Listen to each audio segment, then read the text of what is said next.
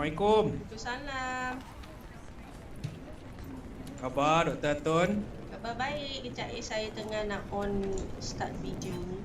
Take your time, no problem. Take your time. Saya ingat saya salah tempat tadi. Itu yang bagi email. Apa? Masuk ke mana? Tak, betul dah maksudnya. Cuma saya masuk tadi 15 minit awal. Jadi sorry. Tak ada masalah. Saya memang selalu macam ni. Takut salah tempat. Kejap. Mana? I see. Tengok kamera tak ada dah. Okay, OBS. Dekat mana platform? Dekat YouTube ni nak live nanti ni? Bukan live. Kita pre-recorded. Alhamdulillah. Saya pre-recorded. Lepas tu dalam Zoom ni, bila dah habis saya akan edit sikit. Sekejap lagi saya akan masukkan dekat dalam dekat dalam ni lah YouTube, and then I can give you the link lah. Okay. Sebab Tuan Ashrif, saya ni record pakai OBS. Jadi kalau kalau tak ada masalah, tak apa yang saya gunakan yang saya record ni. Not a problem. So OBS tu how does it work? OBS ni dia sama macam any other recording punya inilah cuma dia agak berat sikit sebab dia boleh main dengan dia punya scenes. So I can do this or I can do changing the scene now. Can you see that? Okay.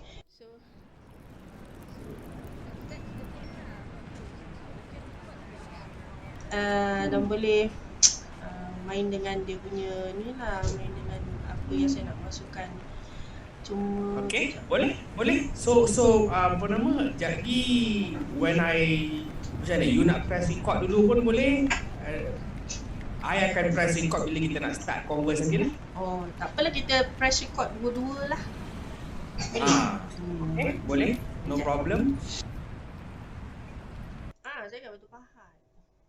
I see. Okay. So konsep dia quite simple lah. Saya akan introduce. Lepas tu we just go through the 5 questions. But how we move with the questions tu kita follow day by year lah. Okay. Sekarang ni saya dekat screen saya nampak Dr. Atun dekat belah kanan bawah. Memang tak, kejap. Saja try tadi. Kejap Take your time to set up, no problem. Okay. Sekarang Tuan Ashrif kat mana ni? Alah, hari tu kena banjir ke? Alhamdulillah, rumah saya ni kawasan Bukit Luntong, which is just seberang daripada kawasan banjir. So memang dekat-dekat sangat-sangat, tapi alhamdulillah tak kena lah. So any question Dr. Atun sebelum kita mula? Satu je. Tuan Ashrif sekarang tengah buat PhD saya bekerja full time Petronas. Dekat Petronas Leadership Center in Bangi. Part time PhD student Durham University. Dekat mana? Durham University? Durham, UK. Durham. Oh, okay. So dah lama lah ke baru start ke? Tahun kedua. So patutnya saya ke sana. Tapi pasal COVID kan, saya banyak buat daripada sini je lah.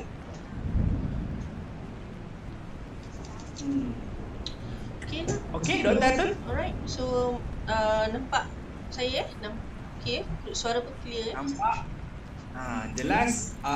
Kalau Dr. Atun nak clear record dulu pun boleh. Okay, saya dah start record. Saya ingat nak buat live dekat Facebook. Is it okay? I'm okay with that, no problem. Okay, jap saya turn on. Saya turn on.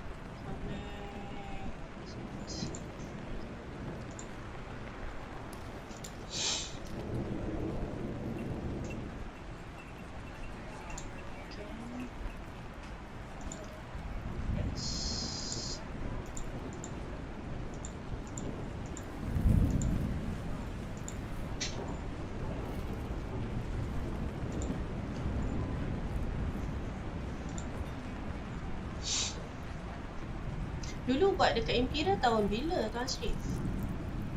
2015 sampai 2017 MBA with the business school. Jadi 2015 dah balik dah. Dr. Atun kat sana tahun sebelum tu kan? 2010 I see. sampai 2013. Okay, long time ago lah. Okay, kita boleh start lah kot. Boleh so I'll press record and I'll give an introduction and then we can go from there lah Alright. Okay, bismillah. Recording in progress. Hello and welcome to Staying the Course, a podcast on navigating the challenges of lifelong learning.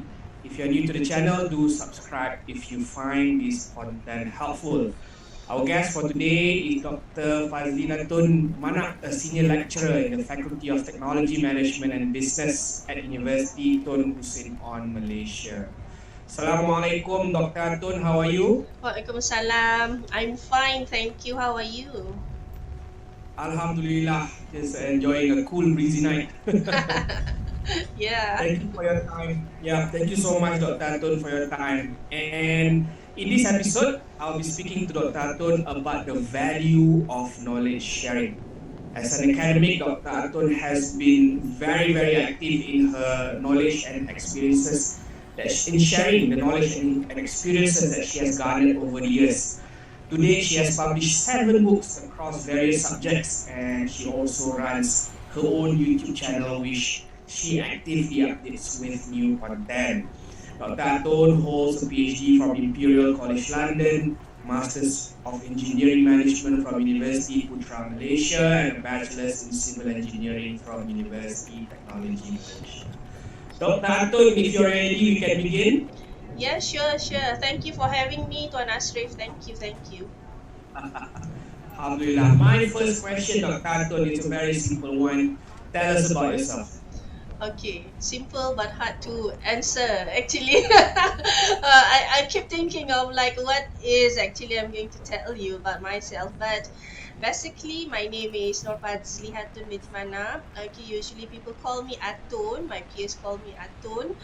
And from 9 to 5, I'm working as an academician at Universiti Tun Hussein Malaysia, and from 5 p.m. up until 9 a.m. I'm a self-published author and a content creator, a wife, and also a mother to my daughter. So yeah, that's who I am. Short and brief. Okay. Yeah, but very diverse from the various roles that you play in your life. Just a question, Dr. Atun. Somehow the image from my side is a bit lacking. Oh, Is it due to the live stream?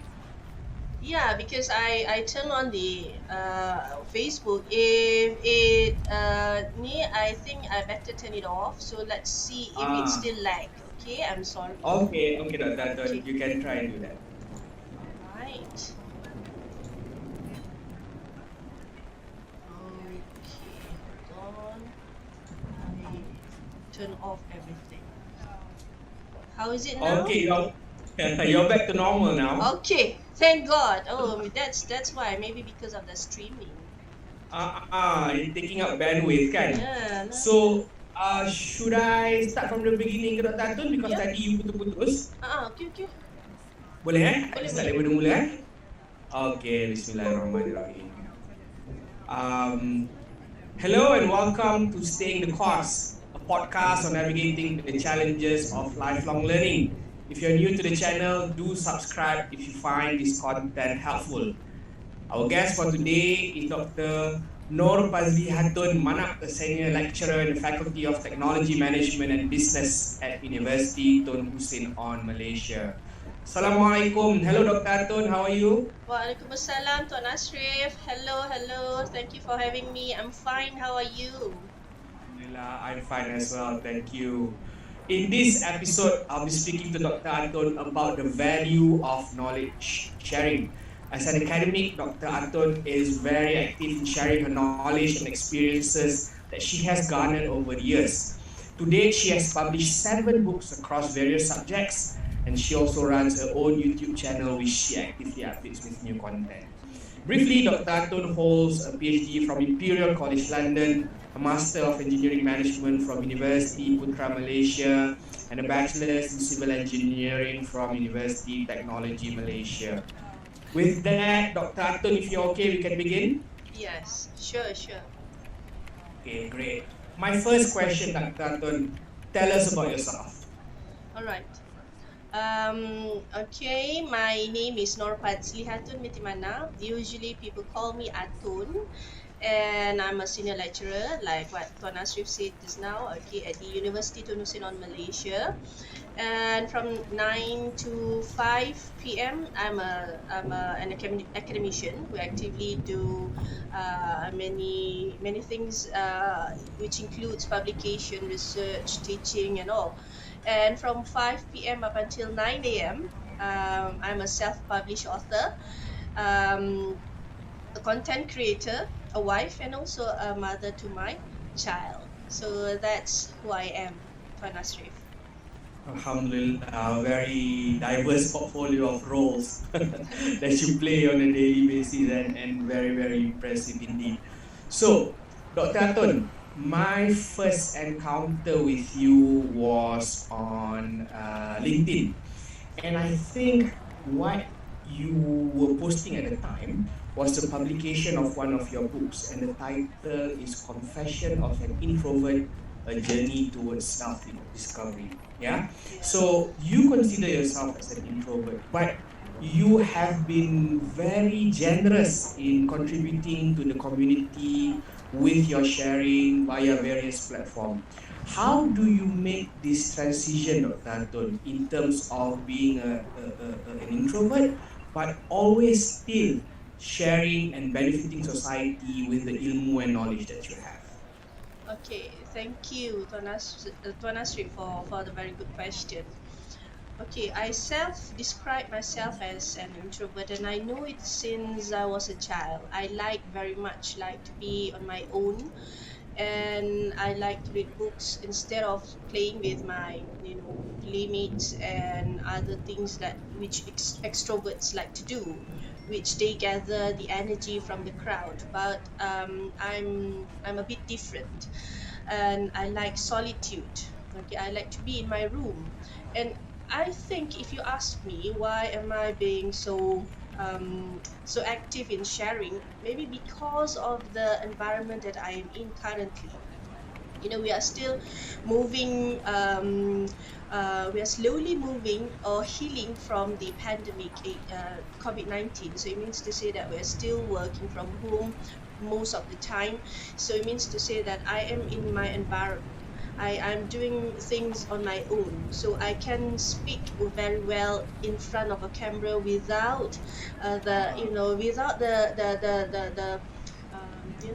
without the energy that comes from many things that can make me I need to do that, I need to do this, but I can concentrate, just speak and say whatever that I want to say, or write whatever that I want to write. So I think that helps me a lot, being active in sharing whatever that I have in mind, to compare to many years ago, when there are many things that require my attention apart from just sitting here in my office, okay, doing things that I like the most, okay, which is sharing knowledge and as well as gathering information.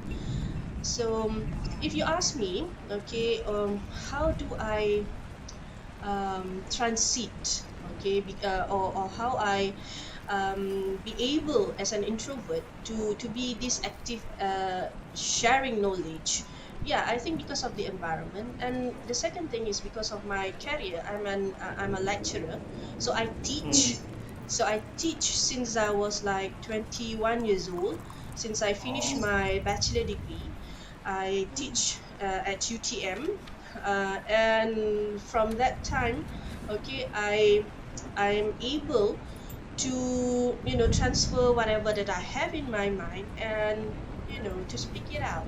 But if you ask me which one am I comfortable most when doing work,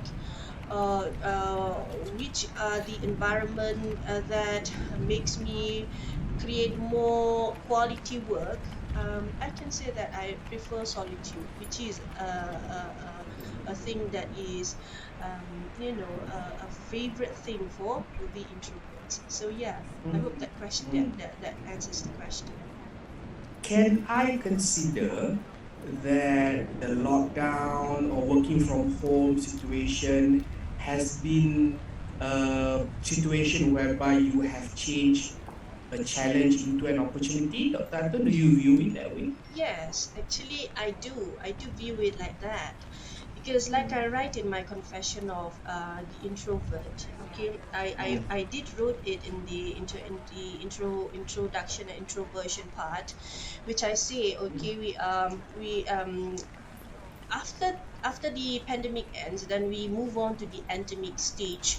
The company that we serve might have two options: whether we want to, continue being pro introvert stage, or which we have the options of doing work at home, or have a balance between being at home and being at the office, or we opt to do the work like what we did before the pandemic starts. So it is mostly, I think, before the pandemic starts, back in 2019 and before, the world is actually pro extroverts. I can say this, because of from my experience looking as an introvert and looking at the,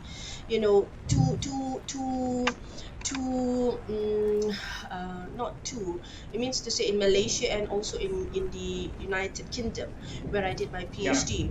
So actually, why I say it's pro extroverts, because looking at how they run, okay, between in between these two places, it's just the same. So they support, open space office. So they support group works, okay, and they, you know yeah, all the instances that says that, okay, we serve the extroverts most of the time to compare to introverts, because introverts, they do lots of things on their own. So if we have some preference in doing our things on our own, maybe perhaps we won't have that option. So I did write this really comprehensively in my book. So if you want to have a read about that, then you are able to do so at my, at my website here. I have it in my ebook also. So yeah, yeah. Very interesting. So, Dr. Tun, what really impressed me is the comprehensiveness of your website. And true enough to your intent in sharing, you have outlined everything very clearly in terms of the publication that you have done, the e-modules. You record some of your lectures very accessible. You made yourself very accessible. Now, my question is with the publication of your books. Yeah. So you are very prolific and you have so far written 7 books on various topics and counting. There are academic books. There's books on your experience in the summer school in the US, and again in the introvert.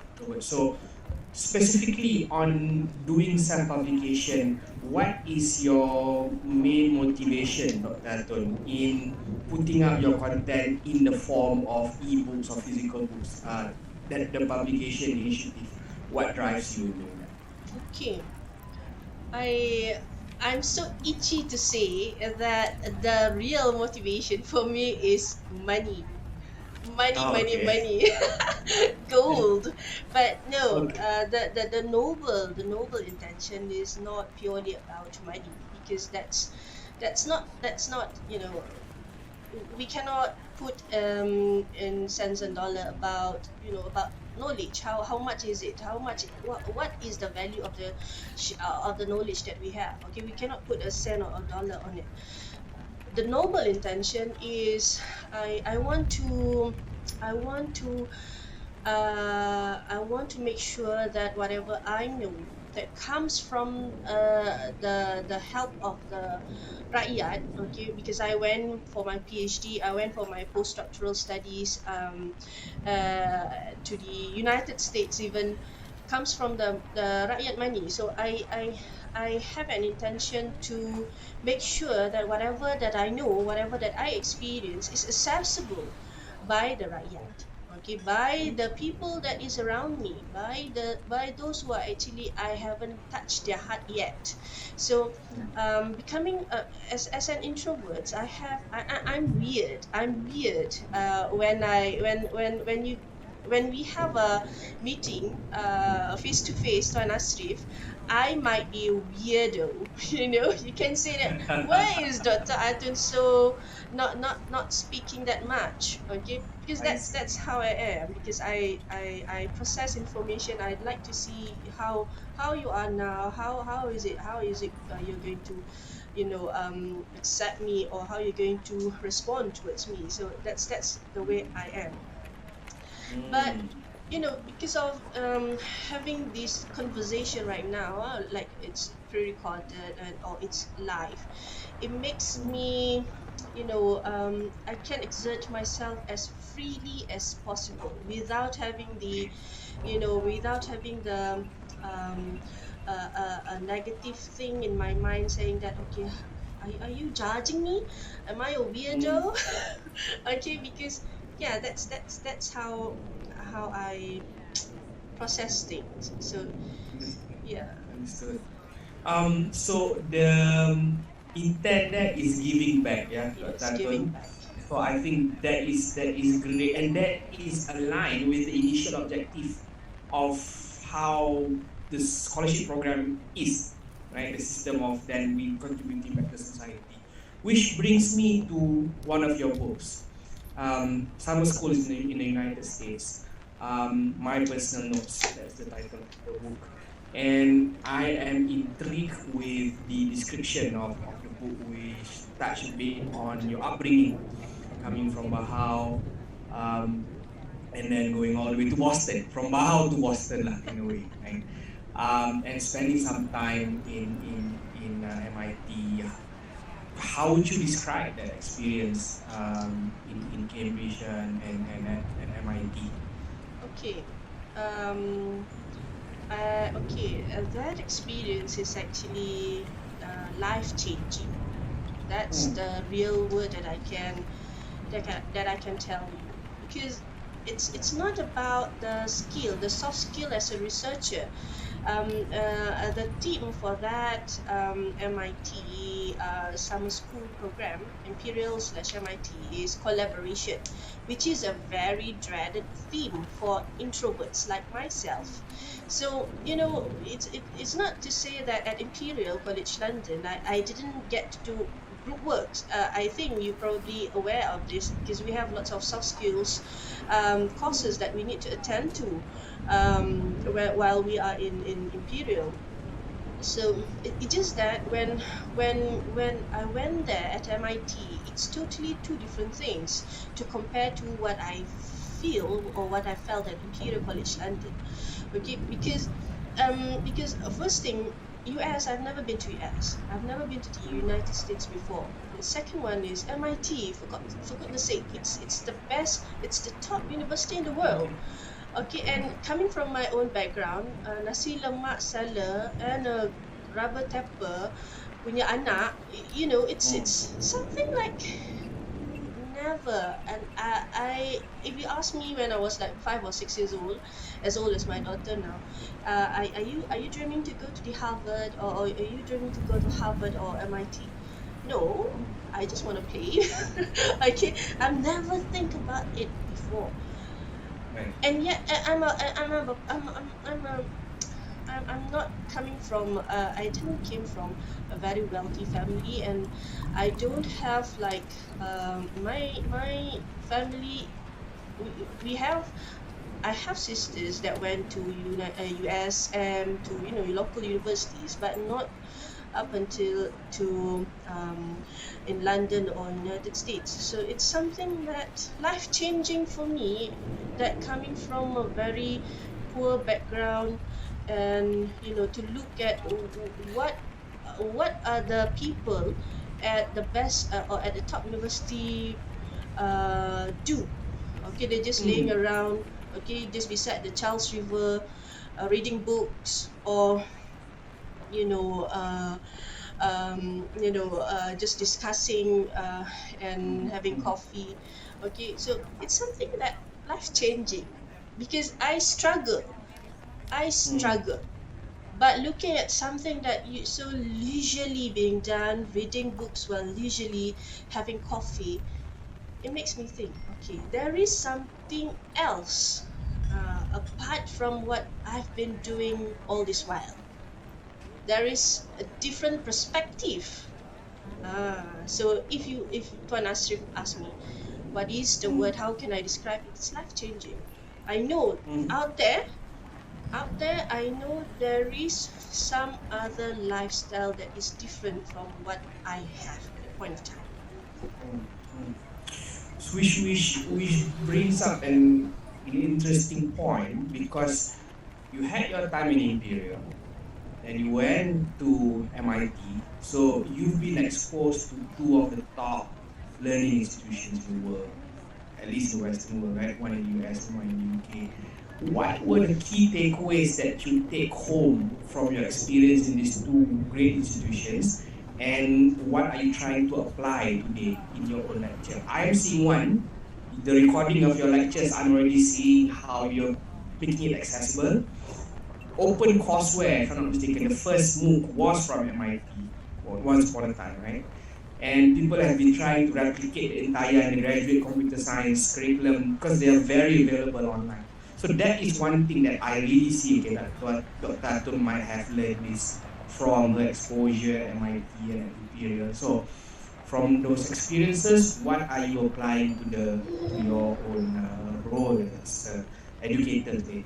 Okay, one thing, because I've been exposed to Imperial most of the time. I started my PhD since 2010 up until 2013, and I did my postdoctoral studies there from 2019 up until 2020. So I have like 6 years.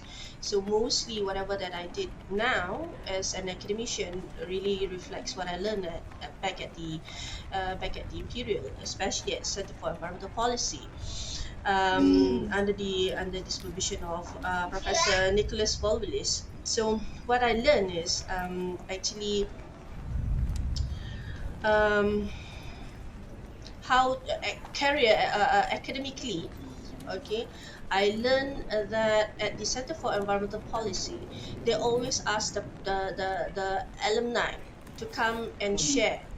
Okay, every week they will have a session for the alumnus to have a talk. And what I'm bringing back to my own style of teaching is actually I try to bring back every I got like three alumnus, one alumnus, but two from professional background, to have a talk. Okay, to have a talk in my santai tapi sampai talk session. So that is one thing. Okay, that is one thing. I have it in my website. I share it. Okay, I record it and I share it. Okay, and then the other thing is perhaps the way how I communicate with my students. Okay, um, you know, I think it's really different.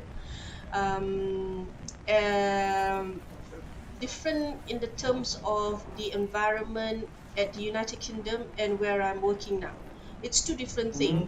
Okay, it's not easy to adapt and adopt whatever that I learn from the top university to somewhere like where I'm working now, because the different cultures, But one thing that I can grab, okay, and that I can apply now is how I treat my students, okay, like Professor Nick did to me. Okay, when I did my PhD back 10 years ago, It's really different. Okay, he treated me very differently to compare to to compare to the experience I'm being supervised by someone else back in the in I as a see. local. but I see. but the way how he being open towards what I'm thinking, and the way how he supported whatever that I want to do. For example, like what I did for my postdoctoral studies, I asked him, okay, I have a grant. Okay, I know I there's an opportunity, okay, Mm. for to apply a grant at the UKRI. Would you support me? Would you become the leader? Yes, I will. What do you want me to do? That is his first question to me. He is Mm. willing to, even though that is very hard to get the grant, okay, and in fact, I didn't get it. We didn't get it, but Mm. Mm. it's not the result that matters. The thing is, I've been exposed to Mm. how to apply the grant, Process. and yes, I've been exposed to the process, and I've been exposed to how a good supervision should be. So he's willing to hear me. He's willing to guide me. Okay, he's not judging me. He's not setting my path. It's up. It's up to me to do whatever that I want to do, and he will support me all the way. So we Mm. continue having communication. We continue our communication since I started my PhD, even came to Malaysia. So yeah, we continue to have a very good relationship throughout the years. Mm. I see. I see. So it's all about best practices, right? Yes. Applying the best practices from what we've observed and putting into practice here, despite the challenges of cultural and all of that, right? So that's great. Now, Taton, my next question is regarding your, like in the beginning of this conversation, you shared the many roles that you hold at the moment as an academic, an educator, content creator, and most importantly, as a mother, right? Now, with you actively pursuing teaching, research, and publication at the moment, I'm very interested to know what is your long-term goal and what keeps you going as you set your mind into realizing that long-term goal that you have. Okay. Very good question, Sharif. What is my long-term goal? Okay, as an academician, okay, of course, I want to become a professor. Okay, Mm. that's the end of the career. Okay, it's whether it's Jusabi, ASC, BOA, it all depends. But all in all, I want to become a professor. But I have like 18 years to go to Mm. fulfill this. So I don't know whether I can get this from where I'm right now, or where I'm serving right now, or anywhere else. I don't know, but the end of it is I need to become a professor, because that's the end of the line, okay, as an academician. Mm-hmm. And then if you're talking about my my 5 p.m. up until 9 a.m. work Mm. as a content creator and self-publisher, I want to have my own company. Okay, when I was 26 years old, when I'm still an engineer at the construction company, there's a team building event. Okay, at that point of time, they asked us, okay, to line up what do you want to do when you're 30, 40, 50, or 60 years old. So when I was 26 years old, I write that when I need to finish my master's by 30, I need to finish my PhD by 40, and at 45 years old, I want to have my consulting company. Okay, so Okay. when I was 26 years old, I didn't know that I will become an academician. Okay, Mm. I was still doing I was still an engineer at that point of time, but I wrote that when I'm 45 years old, I want to I have an option, whether to still doing whatever that I'm doing at that current moment, or I want to open up a company. So there would be two branches, okay, of career progression. So I have 3 years more. So thinking is still in my mind. Okay, that vision board that I did when I was 36 years old is still there. Okay, and I have 3 years to go to start experimenting whether I can open up a consultant company, because being an academician is still, we have the options. We have been given the freedom, okay, to open up STU, Syarikat Terbitan University. But the point is whether you have the product to sell or not. Okay, and UTHM, University Tunku Nasional Malaysia, my employer, they aim to become a global entrepreneurship university by 2030. So I have like 3 years more to explore all these things, how to become a GTU, to support the companies, my employers' vision to become a GTU by 2030. So that's why if I have a concrete, my product, I did my civil engineering, so I do lots of in construction materials, okay, in manufacturing of the construction material. So I'm thinking of like combining traditional concrete together with plastic waste, okay, and that would become my product. But I need to make sure that my product is acceptable throughout the globe, because I want to become a staff that support the vision of the UTHM to become a global technopreneurship university. So I need to know what is the platform. So what are the platforms that I can, what are how is the e-commerce working now? Okay, so instead of producing, I'm currently in the stage of doing research and development also to manufacture this product of mine, which is physical. But I'm starting to look at the platform for sales and marketing using the e-commerce. So I'm not well versed yet, but yeah, I'm starting it. I'm starting to use my product, which is available now, which is my writings from my old blog. Okay, that I produce ebooks that is easily accessible through to many platforms, that can reach global wide readers. So that is one thing lah. So yeah. So the 9 to 5 one to that one is quite clear, right? The career path into becoming a professor. But the 5 to midnight of yawn is very interesting because you are mentioning about utilizing content that you produce over the years and how you might put it out there.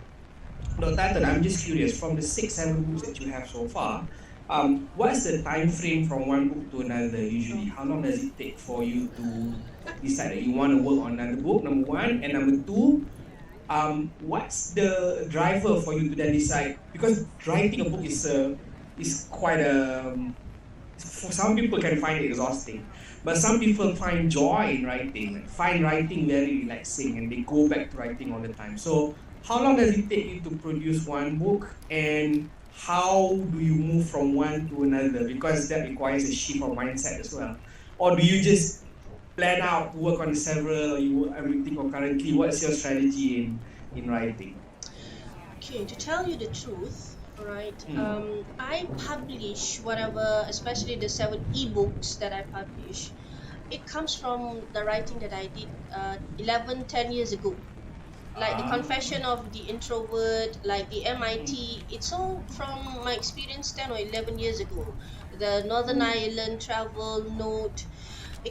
I write the writing. I did the writing part quite long time ago in my blog, and then when I have so much time last year, when we were working from home, so I have lots of time in my hand. So I'm thinking of what I can do, to do this. I need to, because at the point of time I learned about e-commerce. So I'm thinking of like what are the products that I can come out as a staff of this university. So I think that the most accessible, right, at that point of time is my writing. So what I did is I just pluck whatever that I have in my blog and then write it again, compose it again, make it in a very yeah, in ebook form, and then I just get it out there. Okay, I apply for EISBN. I apply for ISBN from Perpustakaan Negara Malaysia and just put it out. I just try to find printing company. I print it out, then I sell it.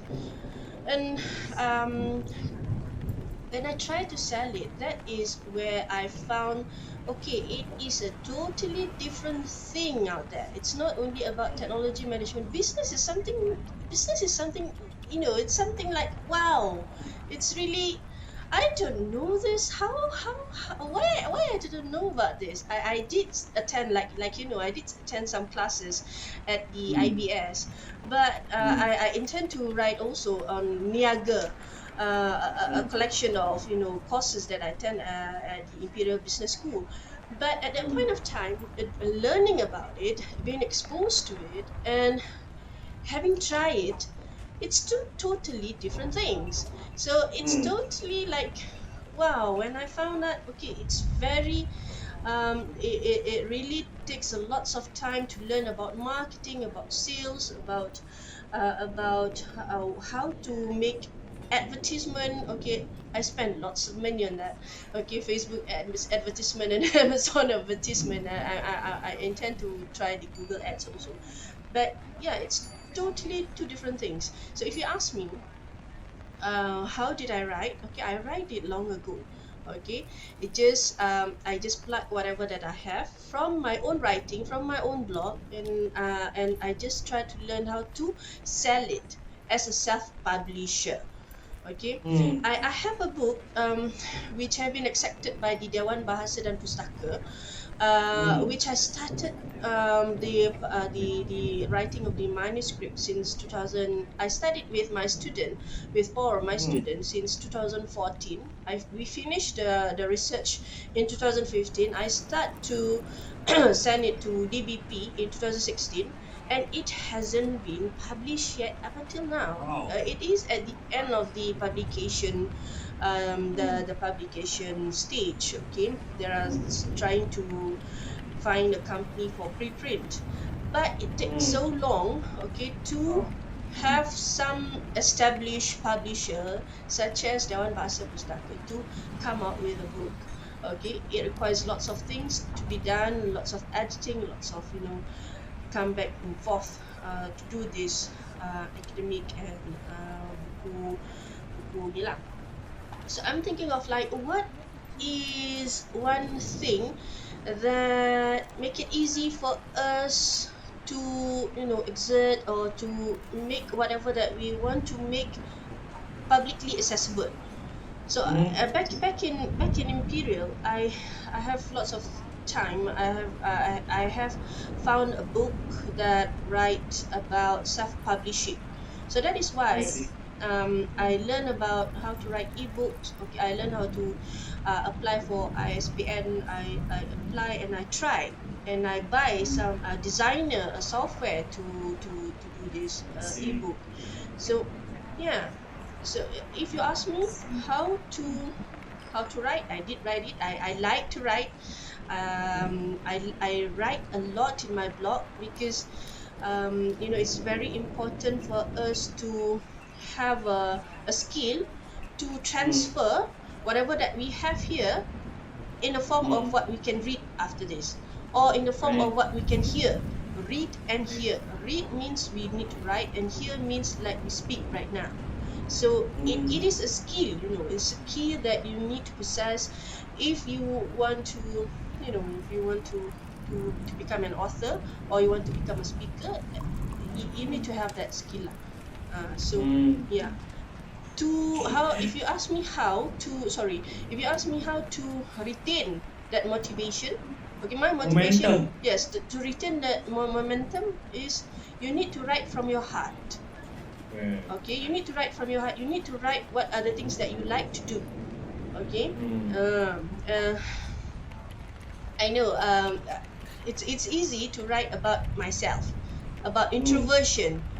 Okay, that's why I Mm. come up with a book with that tell about introversion, about my experience, because I like it. I like it, but it's a bit hard to write about academic things. For example, like Right. reka bentuk seni bina, for example, Mm. like scientometrics analysis. It Mm. requires not only um, you need to like that specific topic, but also you need to have a drive, a motivation to keep the momentum to write it. Okay, you need to have a carrot on the stick. So my carrot on Yeah. the stick Yeah. is actually, if I want to become a professor, of course I need my things. I need people to know me. How people know me? Through my writings. Right. So that's my carrot lah. The lovely thing about it is you just do it, right? Yeah. You just do, you learn and then you just do, right? So, Dr. Atun, I only have one more question for you, but before we go to the last question, I would like to take three key takeaways from the conversation, the wonderful conversation that we've had for the past 45 minutes. Number one, the spirit of turning challenges into opportunities. I think that is very important, and you have exemplified that, demonstrated that in a way that you use the lockdown as a form to then create a platform to create content, right? And number two, I think the spirit of taking best practices from the observation or formal or informal learning that we've had, the opportunities that we've had, and putting it into practice wherever we can, and apply and adapt it to the context of cultural norms, or just how society is over in a particular community, just how you're doing for MIT and from Imperial to how you're doing at Bahau right now, right? And last one, like I was just mentioning just now, learning by doing is truly a trait of a lifelong learner, and you have definitely demonstrated that. So, which brings my to the last question. Dr. Atun, if I read your CV, right? If I read your CV and if we look into your journey from doing your bachelor's at UTM, doing your master's at UPM, and then going to Imperial, going to MIT, if I give this template to any student today who's perhaps wanting to pursue the science route, I think anybody would dream of such an academic and career journey, right? So on that note, Dr. Atun, if there is somebody who comes to you with that intent, just right of SPM, for example, who comes to you seeking for advice, what would be the advice that you have that you would like to impart on those who might want to chart their career or their academic journey similar to yours? Some of our audience is from that demography as well. So, Dr. Anton, what would be your advice? Okay, my advice is purely this one advice. Okay, just do it. Just do it. Mm. That's my motto. I even write it wherever that I write, whatever the platform that I'm sharing. I just say to whoever that comes to me, if he or she seeks for an advice, I just say that, okay, just do it, because you yourself know what you want to do. Okay, I don't know what you want to do. Tuan Asif doesn't know what you want to do or what you want to become. Your mother, your parents, your father doesn't know even. Like I say, I'm coming from a background of a nasi lemak salad and a rubber tapper. They don't know about MIT, but Mm. I keep on doing. I keep on struggling. I keep on doing the things that I think is best for me to do. Then Alhamdulillah, I'm not as established yet as anyone, like the panel of speakers like what Tuan Asrif have in your podcast, Tuan Asrif. I'm not as established as them, but coming from a background of education, like what you just mentioned, okay, if anyone who wants to pursue that career progression, okay, as an academician who wants to become a professor, I think you need to have the attitude of just do it. Just do it. Okay, just do it, and then keep on writing lah. Okay, because writing makes a difference. When you write, especially if you have a diary. I started to write my own diary when I was standard 6. Okay, Mm. my teacher asked me to buat nota kendiri. I started at that point of time to write everything in my diary, and then back in 2006 I start to write in Friendster blog. At that point of time, up until now, I write all my resolutions there at my own blog. Okay, I keep on coming on, updating it from year to year. Okay, looking at my long term goal and my short term goal. What have I achieved it? Have I not? Then, yeah, just do it and keep on writing. Great, fantastic, Alhamdulillah. So, Dr. Atun, to the listeners, I will be putting the links to your website, yeah, drnorpadzlihatun.com, where everything people need to know about you is conveniently and made really accessible there. I will also put links to your YouTube channel where people can really access in the show notes of this episode. With that, Dr. Atun, thank you so much for your time this evening. It has been a blast having this conversation with you. I do hope we get to meet in person one day. My doa and well wishes for your future endeavor, and I really hope that we would be in touch, Dr. Atun. Thank you so much. Thank you so much for having me, for giving me an opportunity. I don't know whether I'm fit or not in between your well-established speakers previously in your podcast, but I hope whatever that I've shared today, give some benefits to your listeners and to my listeners also, to my followers and to your followers also. But at the end of the day, whatever that good comes from Allah and whatever bad comes from myself. Thank you again. Alhamdulillah. Thank you so much, Dr. Atun. Assalamualaikum. Waalaikumsalam. Recording stopped. Okay. Okay. Thank you, Dr. Atun. How you feel? Okay kan? Ya, okay. Terima kasih Kalau banyak. kalau pre-record santai je, dia tak ada stress sangat. Betul. Allah, terima kasih banyak Tuan Ashrif.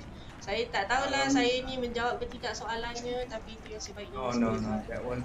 Because the reason I started this podcast kan, Dr. Atun, dulu masa I was doing my MBA at Imperial, and then I was doing my masters at Cambridge, and then now I'm doing my Durham PhD. All of those while working now. So I have so many friends who come to me and ask, how do you do it part-time? How do you find time? How do you manage the coursework, motivation, energy and so forth? Sampai kan saya dah tak larat nak ulang jawapan sama. I compile everything into a blog. Macam itu lah kan. So blog tu dia jadi macam 40-50 ribu kataan dah pula. So InsyaAllah konten blog tu akan jadi buku bulan tengah tahun ni akan keluar, InsyaAllah. Lepas tu bila podcast ni pula, saya rasa macam cerita tu is not just me. I feel that there are so many more people out there who has the same story, and there are even more people out there who has the same questions. Daripada titik situlah saya start menjemput orang yang dah 5 series baru start PhD pun ada yang buat PhD sambil kerja kilang, ada yang buat second bachelor's degree just because curious kan. So itulah, the impetus is just to kumpulkan cerita ni and put it on YouTube. It's free, accessible anytime. And your story, I hope insyaAllah kalau pahala orang apply whatever you ajar tu, saya nak sikit lah kongsi share. Alah, tak tahulah berguna ke tidak apa yang saya share tu. So usually Atun, saya akan lepas ni saya akan edit sikit, I will put on the YouTube, and then you want a copy of this recording juga kan? Tak apa, tak apa susah-susah lah Cik Tuan Sri. Nanti saya record, ambil je lah daripada YouTube Tuan Sri. Boleh? Boleh. So you can just download daripada YouTube tu. So I'll keep the link. Lepas tu mungkin hari Sabtu ataupun hari Ahad ni, I will post on social media lah. Okay. So my question is, social media mana yang saya boleh tag Dr. Atun? Mana yang you aktif? LinkedIn you confirm aktif. Facebook aktif juga. Mana lagi? Facebook Yang lain tu Instagram, Twitter? baru nak aktif Tapi saya pun dah lupa Instagram punya pun baru start Lupa minggu dah. lepas dah ni. Tapi yang aktifnya Ah. dua tu lah, LinkedIn dengan Facebook.